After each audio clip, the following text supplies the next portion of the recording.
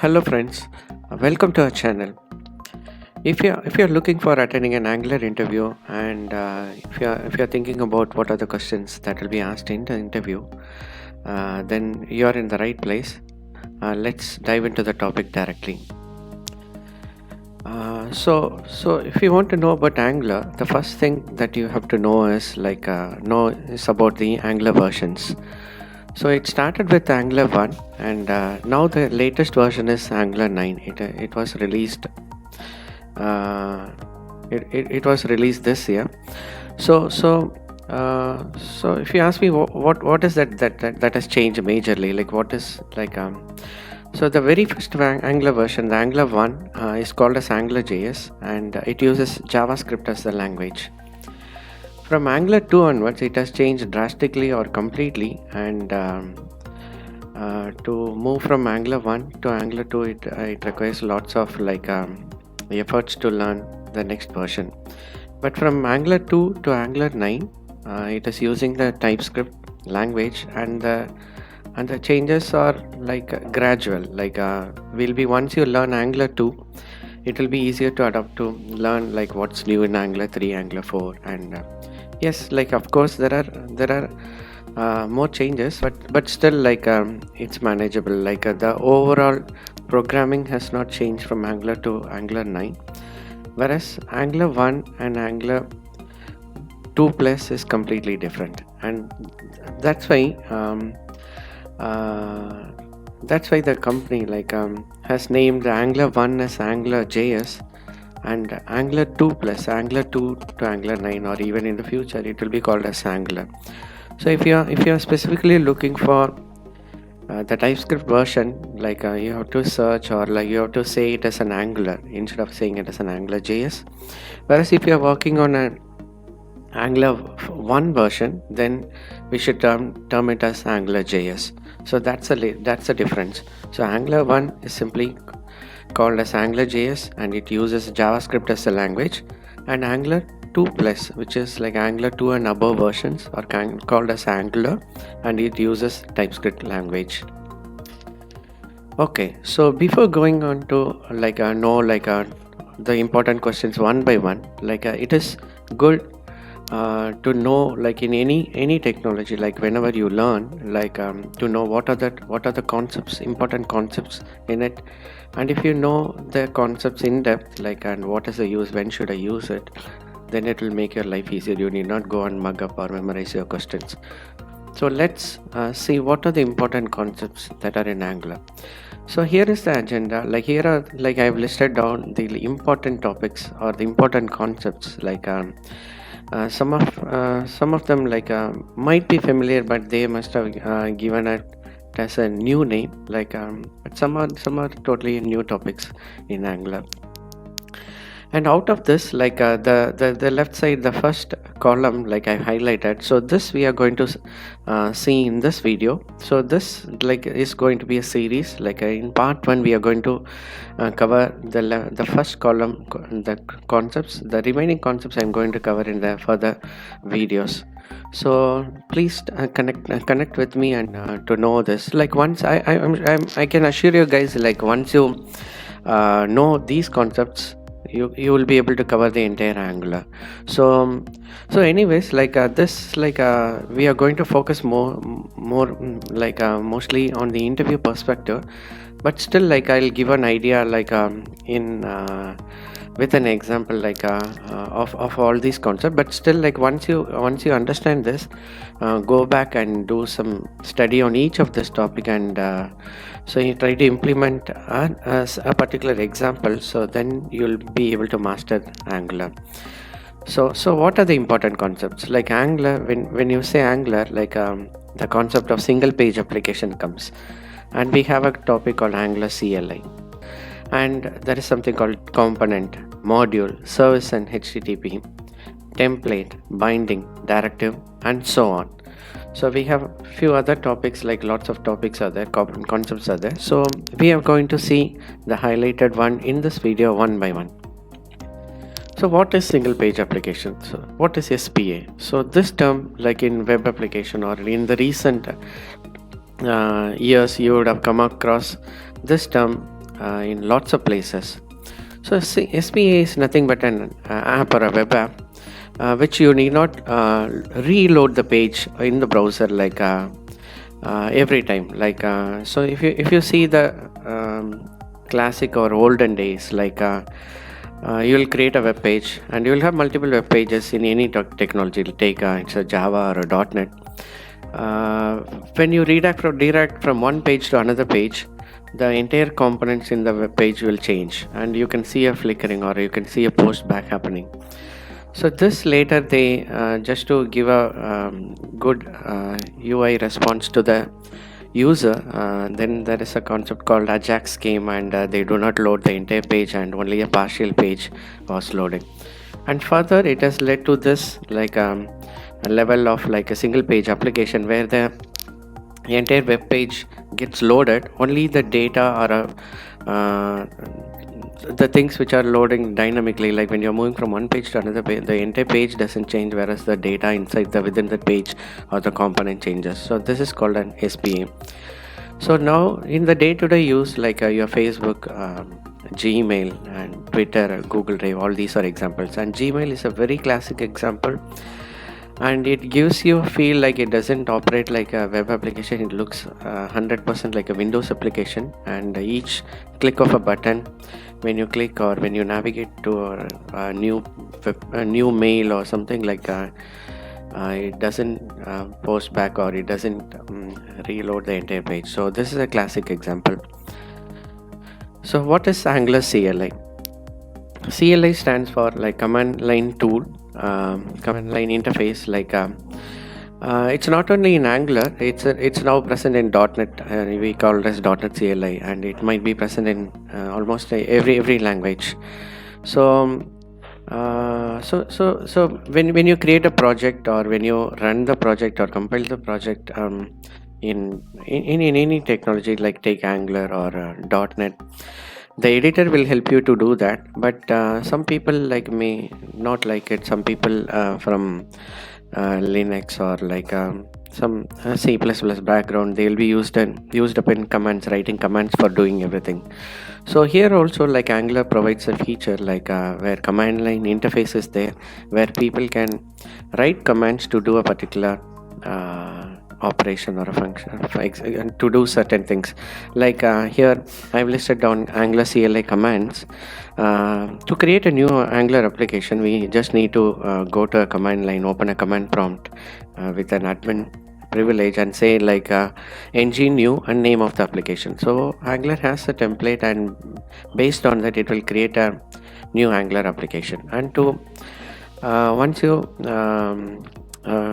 like write some piece of code, and if you want to open in a browser, we have to say like ng serve, it will compile and build the application. And if you want to open directly in a browser, we should say ng serve -o. And if you want to change the port number, like we should say like ng serve port 4300. So these are some of the Angular CLI commands. And not only for this, and in Angular, like there is a concept called package. Like if you want to install some libraries, we need to use npm, like which is no package manager. So that is also like if you want to install anything, like if we have to do something, we have to use Angular CLI command. And to incorporate this Angular, enable this in your machine or in your like thing, like first you have to install npm and install -g at Angular CLI. So this is like the first step you have to do. Okay, so what is component? What is a template? So this we have to see. We are going to see now. So component, it's in Angular. It's a very basic building block. Like it's a like a this the key component or the key thing or the core thing in Angular. So here in this picture you can see component is nothing but a collection of three things. Or one is the template, and another is the class, and third is the metadata.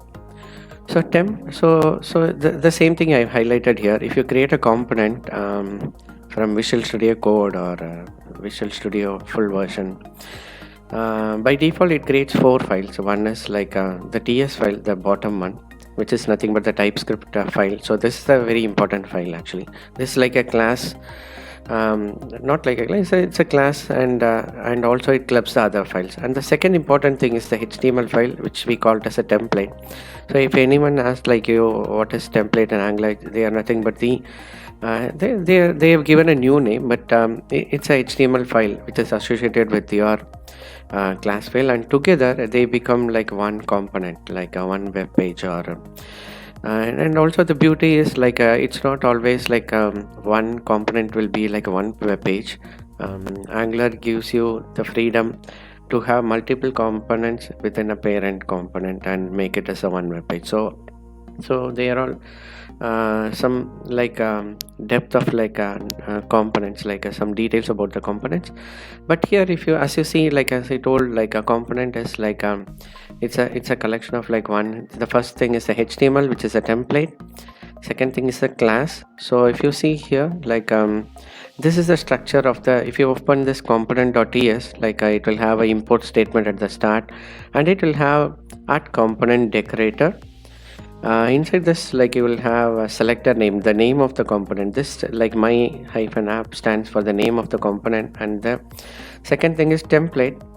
Template, we can directly write the HTML code here, so which is like inline, whereas like we can refer to a HTML file like this account.html, component.html here, instead of writing the directly here. So this is a template. And the third thing is the style URLs. Either we can directly write some style CSS styles over here, or we can refer it as a file here.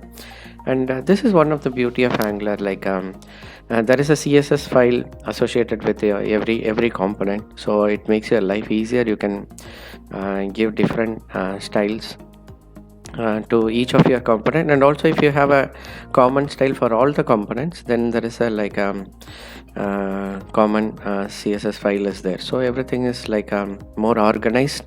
And this component will help you to code better actually. So one is the template, and the second thing is the class. Look, so the below this component decorator, you will have a class name, export class and class name. It will be the name of your component, and which will help you to write all your codes. You can declare a variable, you can write your functions.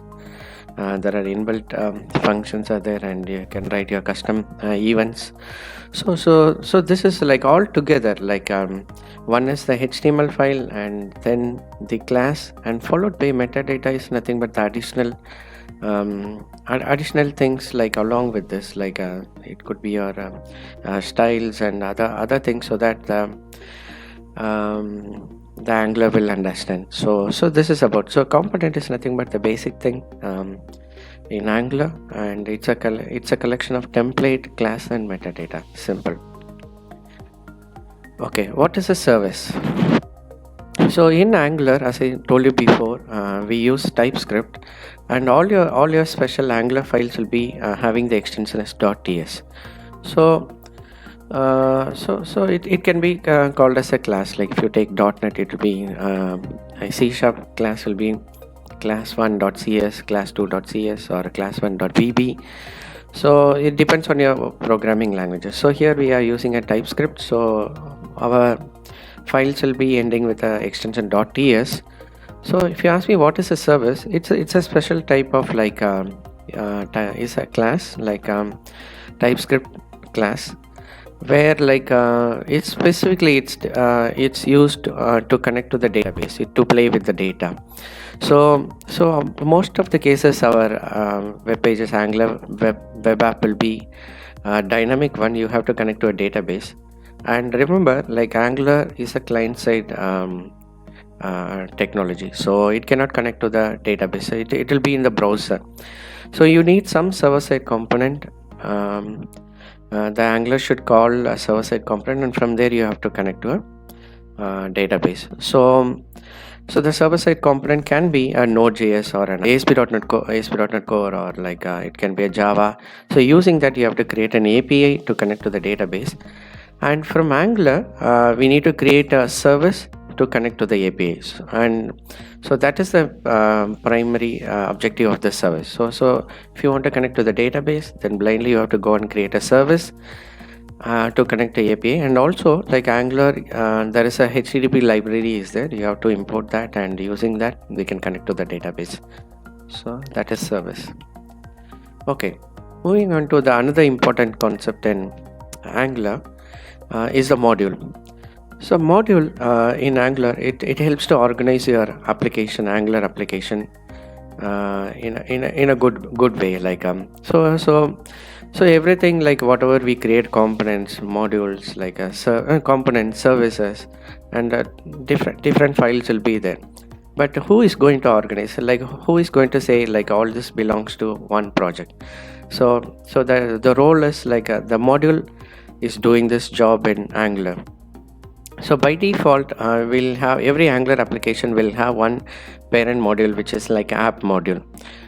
And the structure of the app module, like I've given a screenshot of the app module. So you'll have some libraries which are importing in the project, and there are different sections in it. Like we have ng module, and so within that we'll have a place where to declare our components, and we'll have some imports section where we can declare our module, and etc, and so on. Like so you have to, the simple rule is like whatever components you are creating or going to use in your project, that has to be registered here. And whatever modules you are going to modules in the sense, like even this whole file is a module, but there are certain times you will have to use some third party, like some libraries which they export it as a module.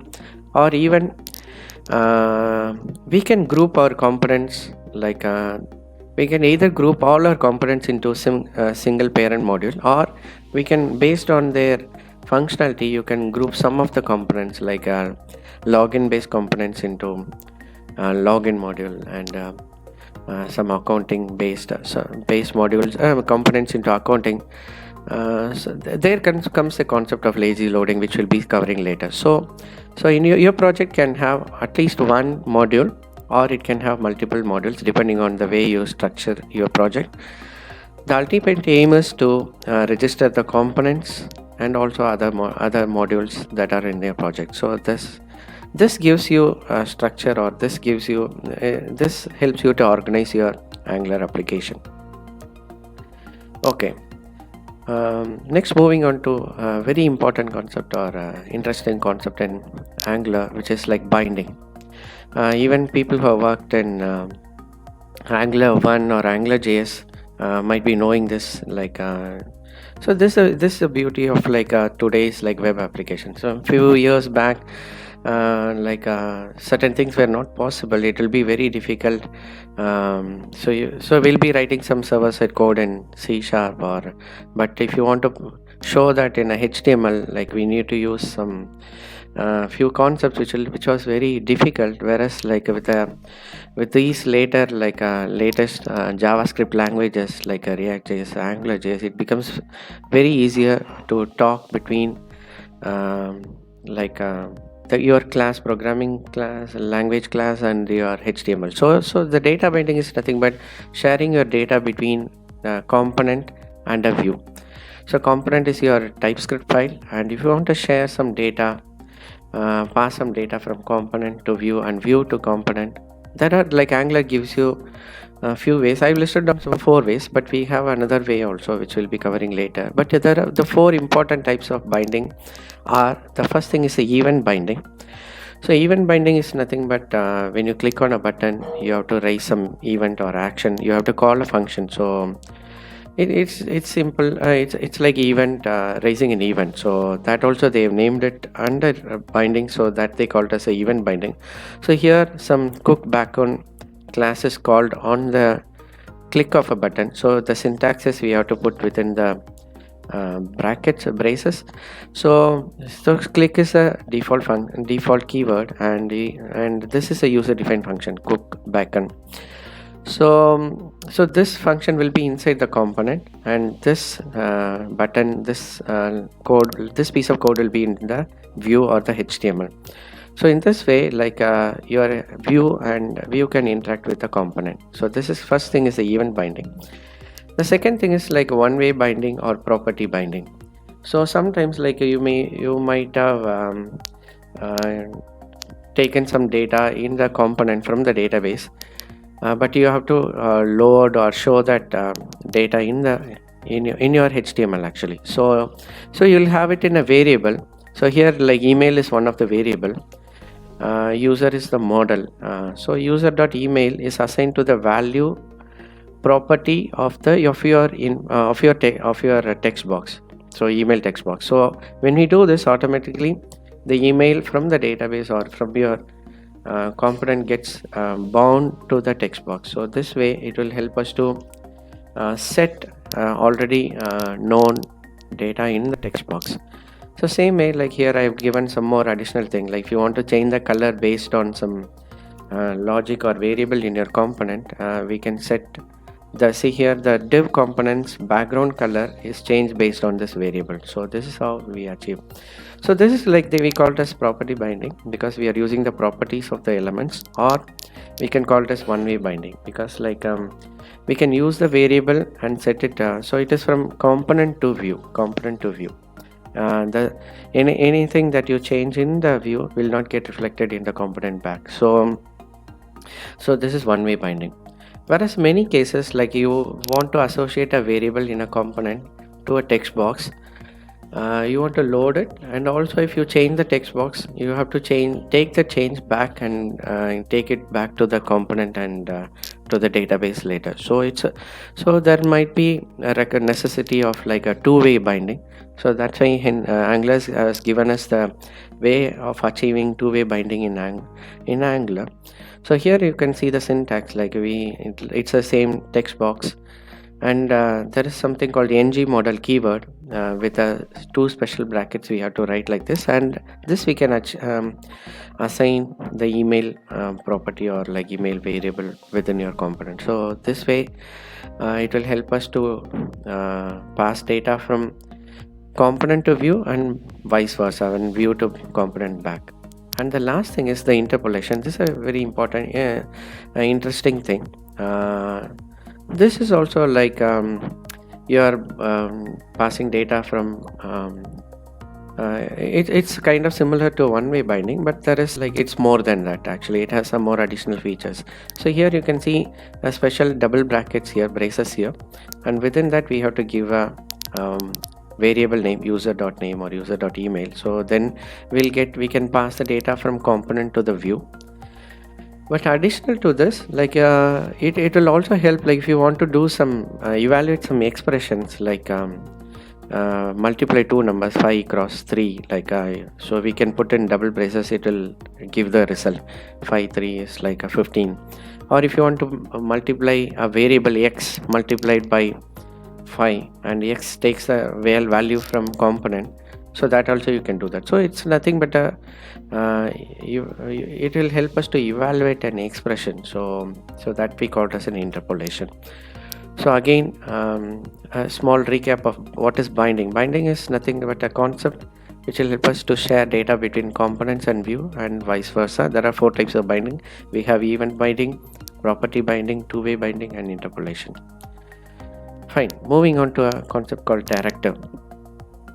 Okay, so to understand a directive, we should know the HTML. Like HTML, you might have seen lots of tags. Actually, it might be a button tag, it might be a hyperlink, it might be a div tag. Within a div tag, you will have a button, you will have a text box.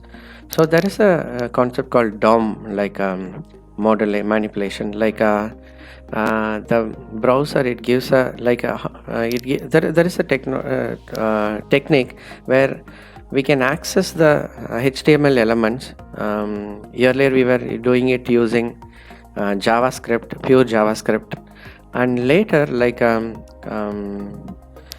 concept called jQuery came, which will help us to do the DOM manipulation. So what is the need of doing DOM manipulation? Or if you want to change the color of a text box later, like you have initially defined as a black color, but later you want to change to a green color, we can use jQuery to achieve that. And same way, Angular is like even one step ahead of this. Like it will help you to manipulate your DOM. Like you can have 5 elements, like 5 buttons in a page, but based on one condition, if you want to show only 4 buttons and not the 5th one, then we can easily manipulate, or Angular gives a way to achieve this. So the concept of directive is coming uh, for to achieve that, actually, to access the DOM elements, or to access the HTML elements. So in Angular 2 or 2 plus, they have defined a keyword with at symbol that they called as a decorator, and due to the functionality of this directive is to modify the JavaScript classes. So they have lots of inbuilt JavaScript classes which which will be modified or altered based on these directives.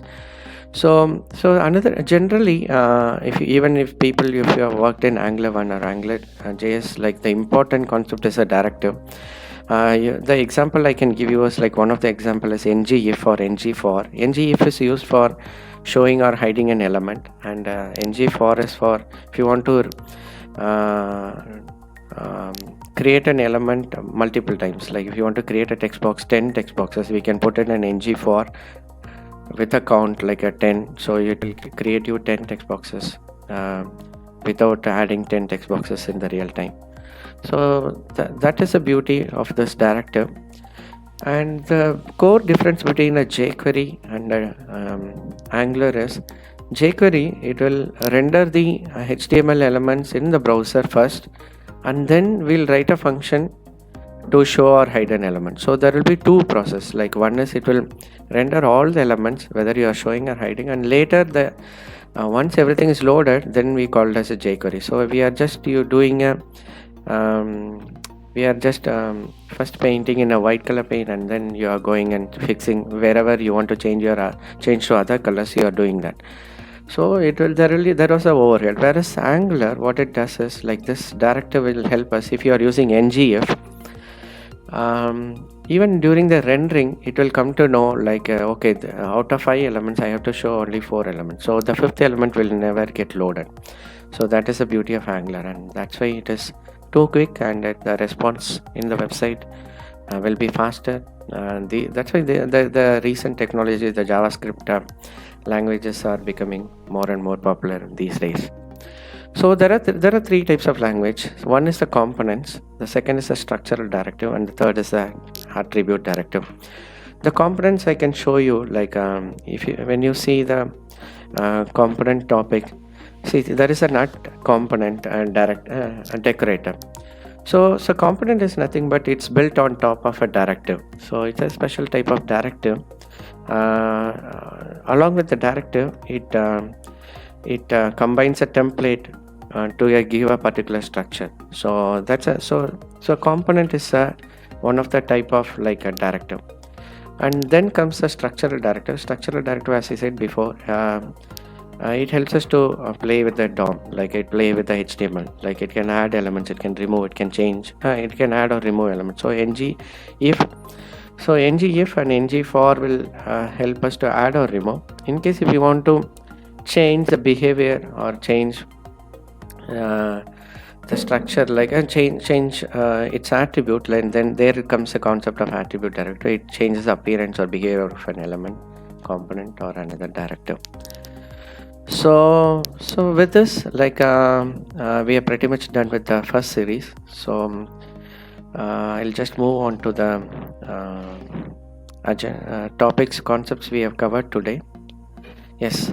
So today we saw, like, what is a single page application or SPA. We saw what is Angular CLI. We saw what is a component. We saw what is a module. We saw what is a service. And HTTP, we saw what's a template. We saw what's a binding and types of binding. We saw what's a directive. What are the types of directive. And we have lots of topics and interesting topics, and they are specific purely to Angular 2 plus. Some of them are specific, are new, and to know all this, like, stay tuned with us, and subscribe our channel so that you will get the future videos. Thank you all. Stay connected with us. Thank you.